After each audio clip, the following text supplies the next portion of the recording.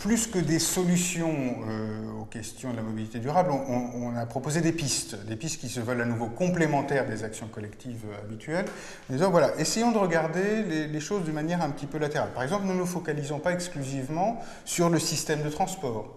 Essayons de nous dire qu'est-ce qui fait que les gens ont besoin de bouger, est-ce qu'on peut proposer d'autres réponses? Donc est-ce qu'on peut imaginer de rassembler un certain nombre de services, par exemple publics, aux endroits où les gens se trouvent le week-end, à proximité, donc où au lieu d'aller faire 5 déplacements de 15 km pour aller à la CAF, à la Sécu et à l'état civil, ils peuvent en faire 1 de 3 km une fois pour être bien accueillis par des gens qui arrivent à vraiment traiter leurs demandes. Enfin, on pense qu'il y a un énorme potentiel sous-exploité dans l'usage de l'information.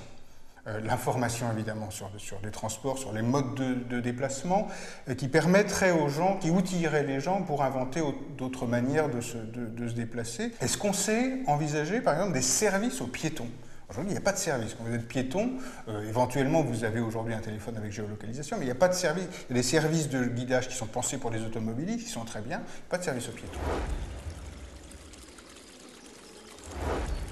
Les véhicules électriques, si c'est une autre forme de possession individuelle de véhicules simplement avec un autre moteur, ça ne va pas produire grand-chose. Ensuite, si vous commencez à vous dire que ça fait partie d'un dispositif qui se pense d'une manière un peu plus systémique, dans lequel un véhicule électrique se partage plus facilement, dans lequel une bonne partie de ces véhicules électriques seraient carrément pensés comme des véhicules partagés, en location courte durée, en covoiturage, toutes les formes que vous pourrez imaginer.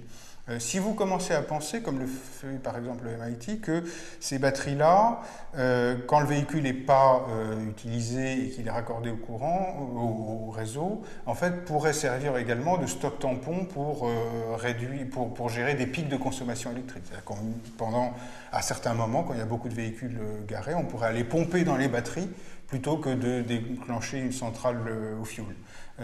Alors là, vous commencez à être dans quelque chose qui devient plus intéressant, dans lequel le véhicule devient une partie d'un système qui pense l'énergie, qui gère l'énergie, d'un système de mobilité un peu plus collectif ou intermédiaire entre l'individuel et le collectif, qui peut changer en matière de congestion, en matière d'occupation de l'espace et en matière d'énergie.